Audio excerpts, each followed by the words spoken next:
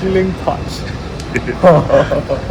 Okay, so everybody is talking about Lentor Gardens Residences right now. Some people are saying it's the best launch in Lentor. Others are saying Lentor has become Singapore's most oversupplied new launch district. So, which is it? A hidden gem or a value trap waiting to happen? Today we are going to break down Lentor Garden Residences using my seed framework. We are looking at scarcity, entry price, exit clarity, and demand. And by the end of this video, you'll know whether Lentor Gardens is actually worth your hard-earned money. Okay, first let's understand what we are looking at. Lentor Garden Residences is a 99-year leasehold development by Kingsford, 499 units located right within the Lentor Transformation Precinct.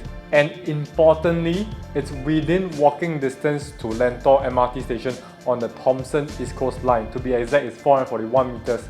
Now, if you've been following the Lentor story, you would know that this isn't the first launch. And that's exactly why many buyers are very worried right now. Now, before we go any further, let's talk about the developer. Because if you are potentially spending $2 million, you should know who's building your home. Lentor Gardens Residences is developed by Kingsford. Some of their notable projects include Normanton Park, The Hill at One North, Kingsford Water Bay. One thing I'll always look at is whether a developer has experience delivering projects of a similar scale. In Kingsford's case, they have already delivered large-scale residential developments before, and perhaps the most notable example is Normanton Park. So love it or hate it, the market has shown that buyers are comfortable purchasing a large-scale development from Kingsford. So from an execution standpoint, building a 499 units project like Lentor Gardens is well within their wheelhouse. Now, usually at this stage, this is where I dive into the floor plans. We analyze efficiency, dumbbell layouts, wasted corridors, ventilation, balcony utilization, stack selection, facing, floor level premiums, and most importantly, which units I think have the best exit potential. However, at the point of filming this video, the official floor plans have not yet been released. So unfortunately, I can't roast any weird layouts today. Not yet. Trust me, developers always give me something to talk about. Sometimes I look at the floor plan and think, who approved this, yeah? But that's a discussion for another day. Now, although we don't have the floor plans yet, we do have something interesting, the land cost. And from the land cost, we can make some educated guesses based on the estimated break-even of around $1,709 per square foot upwards. Here's how I'm currently looking at it. If the developer wakes up feeling very generous and decides that 15% profit margin is enough, we are looking at an average launch price of around $1,965 per square foot. And will that happen? Possible. Likely?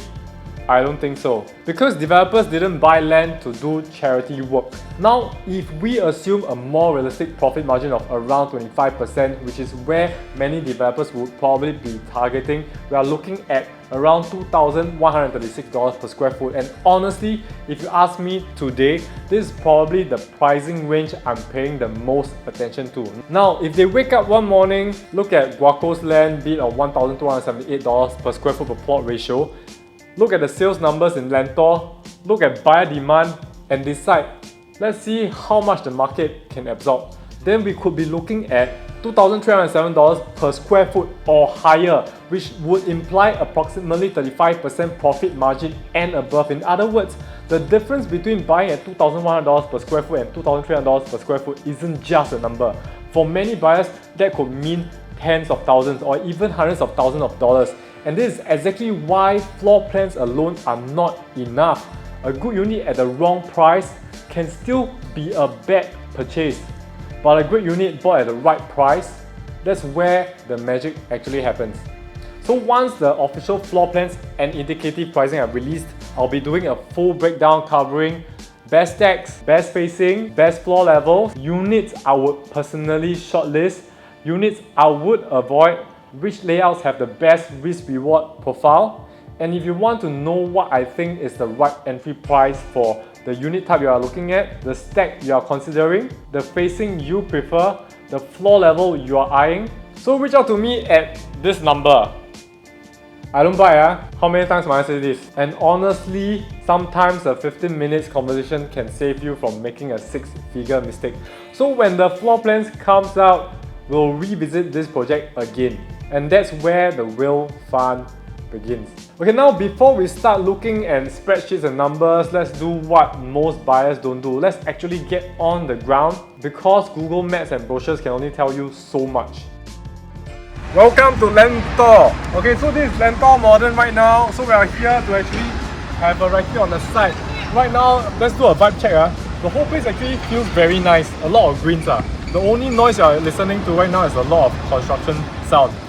We have a short walkthrough just now within the mall itself. There's really a lot of things, cold storage, a lot of F&B, and it's actually pretty well balanced in terms of tenant wise. We're now gonna walk to Lentor Gardens Residences and see how far it is from here to Lentor Gardens, the MRT lah.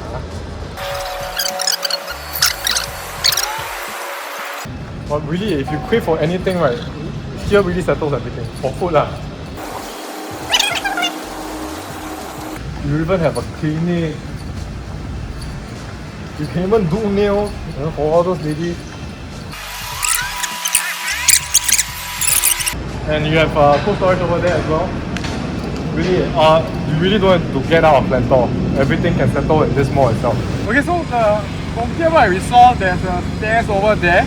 So right in between there is a stairs. So if you walk up the stairs, I think that's where your Lentor Hillock Park, correct?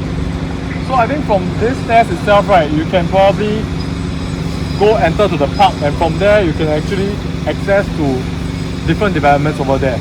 I think because they are kind of interlinked.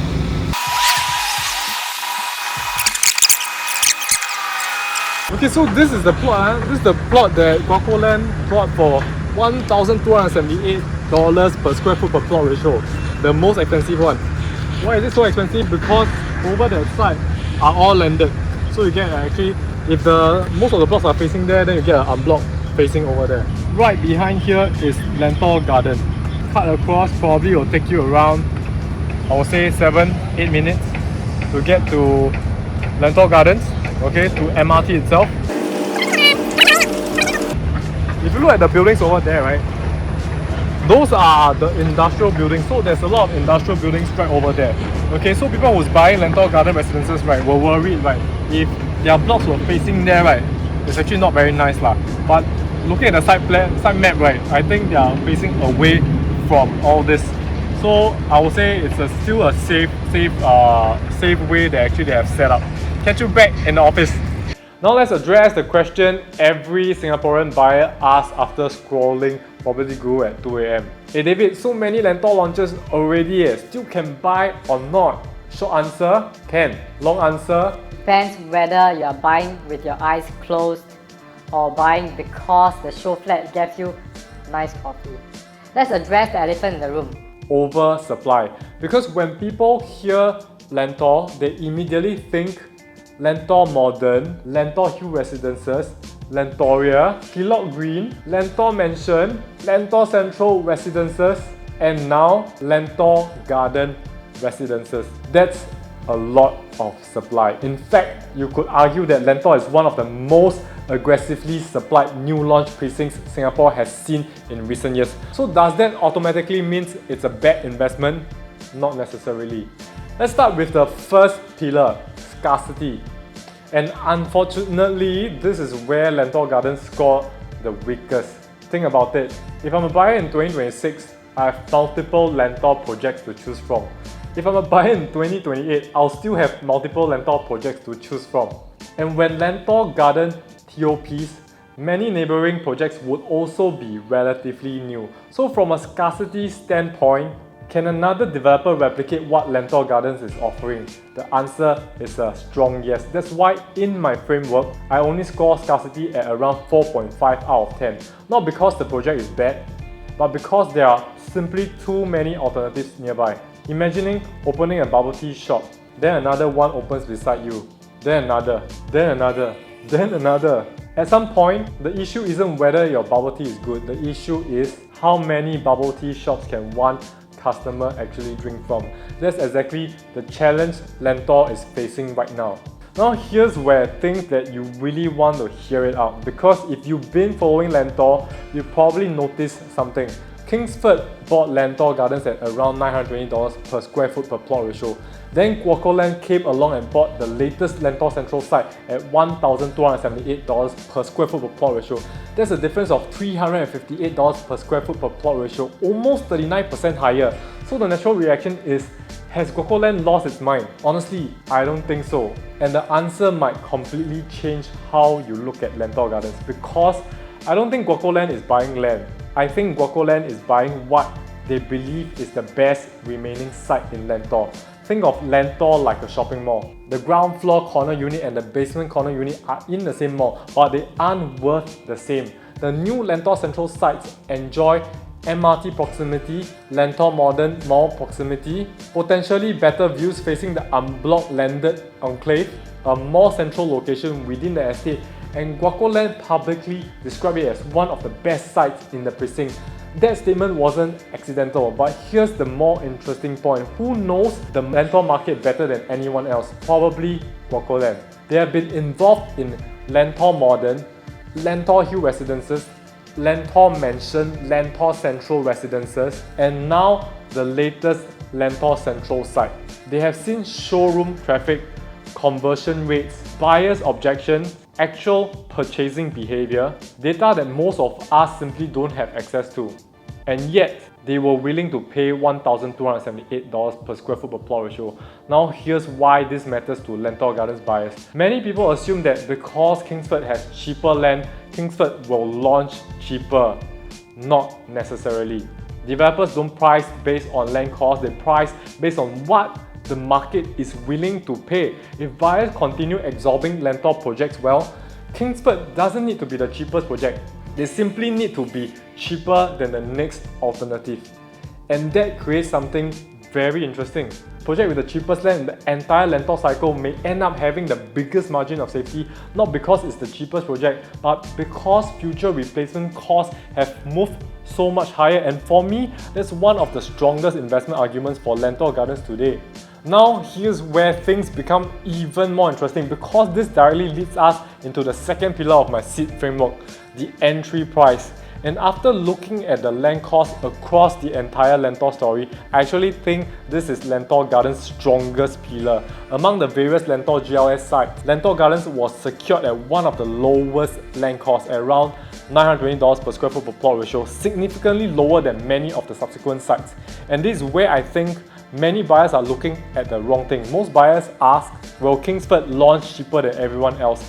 I think the better question is, how much pricing protection does Kingsford land cost give me as a buyer? Because the lower your entry cost relative to future replacement costs, the greater your margin of safety. And in my opinion, that's exactly what makes Lentor Gardens so compelling.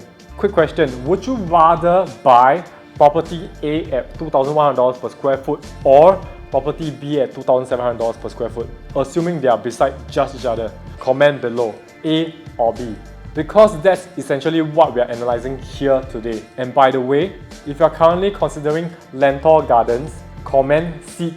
I'm putting together my full buyer's report, which includes which tax I like, which tax I don't like, the exit strategy considerations, the comparable Lentor projects, my projected profit scenarios. I'll send it over once it's completed.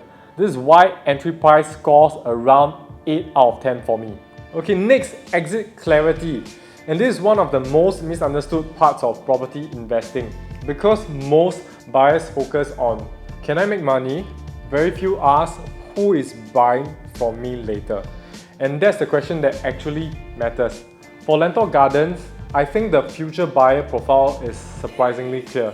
You've got three major groups. Group number one, HDB upgraders, particularly from Ang Mo Kio, Bishan, and Yishun, Upper Thomson. And this isn't just a theoretical buyer pool. Let's look at what's happening in the market today. Across these mature estates, we are increasingly seeing 4-room and 5-room HDB flats transacting at prices that would have sounded unbelievable just a few years ago. Many 5-room flats are comfortably crossing the $800,000 to $1 million mark. Some are even pushing beyond that. Now think about what that means. If a family sells the HDB for $900,000 to to $1 million, they have accumulated CPF savings over the years. Suddenly upgrading to a private condominium becomes far more achievable. That's why when I look at Lentor Gardens, I don't just see today's buyer, I see tomorrow's upgrader. The family currently living in an Ang Mo Kio, Bishan, Yishun or Upper Thomson HDB today may very well be the person buying from you 5 to 10 years later. And group number 2, the young families, because Lentor is gradually positioning itself as a family-oriented estate. It's quieter, less congested, more greenery, and importantly, the entire precinct was master planned together. That creates a much more cohesive living environment compared to many older estates that evolved organically over decades. And group number 3, future buyers who get priced out of newer launches. Let's assume future GLS sites launch at significantly higher prices. Let's assume replacement costs continue moving upwards. The buyer who cannot comfortably afford the newest launch may start looking one generation earlier, and that's where projects like Lentor Gardens could benefit because of the low land price. And if Kingsford is nice enough to price it right, that will induce a buffer profit situation for buyers. In other words, your future buyer may not be comparing you against a resale condo. They may be comparing you against a future new launch, and that's a very powerful position to be in. Now let's be fair. You will still face competition because Lentor Gardens won't be the only relatively new condo in Lentor. When you eventually sell, you could be competing with Lentor Modern Lentoria, Hillock Green, Lentor Hills Residences, Lentor Mansion. So resale competition remains a genuine consideration, and that's why I don't give exit clarity a perfect score. But because the future buyer profile is relatively obvious, and because replacement costs are moving higher, I score exit clarity at 7.5 out of 10. Not exceptional, but definitely above average. Now let's talk about demand. And this is where I think many people underestimate the Lentor story. Because demand isn't just about MRT, demand isn't just about schools, demand is about whether people actually want to live here. And based on what we have seen over the past few years, the answer appears to be yes. Let's start with the obvious. The Thomson East Coast Line. This is one of the most transformative MRT lines Singapore has built in recent years. From Lentor, you can travel directly to Upper Thomson, Orchard, Marina Bay, Shenton Way without changing multiple trains. And if you have lived in Singapore long enough, you'll know convenience actually matters a lot. But MRT alone doesn't create sustained demand. The bigger story is the transformation of Lentor itself. What used to be a relatively sleepy neighborhood is now becoming an entirely new residential precinct. New homes, new amenities, new retail options, new public spaces, and critically, a new identity. And that's important because buyers don't just buy a condo, they buy into a neighborhood story. Now let's talk about schools. Because whether we like it or not, schools influence buying decisions, particularly for family buyers. And family buyers are likely to form a significant portion of Lentor Gardens' demand pool. Then we have another factor that I think doesn't get discussed enough, the lifestyle demand. Lentor sits in a sweet spot. You are not deep in the OCR, but you are also not paying West of Central prices. You are close enough to Upper Thomson's cafes and eateries, yet far enough away from the congestion. That balance appeals to a surprisingly large group of buyers. And here's another demand driver many people overlook. Future supply doesn't just create competition, it can also create price support. Now, before anyone gets upset in the comments, I'm not saying every future GLS site is good news. Far from it. What I'm saying is this: the future GLS sites that may eventually launch after Lentor Gardens will likely come from significantly higher land costs than Kingsford $920 per square foot per plot ratio. And when developers pay more for land, they generally need to sell at higher prices. If those future projects successfully establish higher pricing benchmarks, that can gradually pull up buyers' expectations across the entire precinct. In other words, future GLS sites may not just be competitors, they may also become reference points. And that distinction is extremely important because the resale ceiling of Lentor Gardens won't just depend on how many projects are around, it will depend on what future buyers are willing to pay for the next alternative. And finally, let's look at actual market behavior. Because opinions are cheap, transactions are not. If demand wasn't there, Lentor Modern wouldn't have sold. Lentor Hills wouldn't have sold. Lentor Mansion wouldn't have sold. Hillock Green wouldn't have sold. So the market has effectively voted with real money. And that's why I think the conversation has shifted. People are no longer asking, where is Lentor? Today they are asking, which Lentor project should I buy? And that's a very different conversation. For all these reasons, demand scores 7.5 out of 10. And honestly, if the Lentor precinct continues maturing as expected over the next decade, this could end up becoming one of the strongest pillars in the entire seed framework. So one of the biggest mistakes buyers make is assuming profit comes from buying the best project. Actually, most profit comes from buying at the right price. Very different. Because a fantastic project bought at a terrible price can still be a terrible investment. So, David, would you buy Lentor Gardens? My answer is maybe, but not for the reason most people think. I'm not buying it because Lentor is scarce, because honestly, it isn't. I'm not buying it because it's the most luxurious project in Singapore, because honestly, it isn't. I'm buying it because I like paying today's prices for tomorrow's replacement cost. And that's the entire investment thesis for Lentor Gardens. If you're looking at Lentor Gardens right now, don't commit before comparing it against the other Lentor launches side by side. Most buyers don't realize how different the numbers actually are, and that's where many costly mistakes happen. So this is my final seed score: Scarcity 4.5 out of 10, entry price 8 out of 10, exit clarity 7.5 out of 10, demand 7.5 out of 10, overall 6.8 out of 10. It's a selective buy. Now before you disappear and continue scrolling your TikTok, I've got a question for you. If I gave you $2 million today, would you buy Lentor Gardens, Lentor Modern, or wait for the next launch? Comment below. I read every single comment, and if you are actually considering purchasing Lentor Gardens, not just browsing, not just curious, but genuinely considering it, reach out to me. I'll tell you honestly whether I think it's suitable for you. Even if my conclusion is don't buy this project, because the right project depends on your objectives. Every buyer's situation is different. What works for one family may be completely wrong for another. That's why numbers actually matters. And if you like my full seed analysis once it's completed, including the best tax, the best spacing, the units I would avoid, exit strategy, profit scenarios, just comment Lentor or seed below. And remember, my job isn't to sell you a property. My job is to stop you from buying the wrong one. So as always, representing your greatest asset to your greatest benefit, this is David signing off.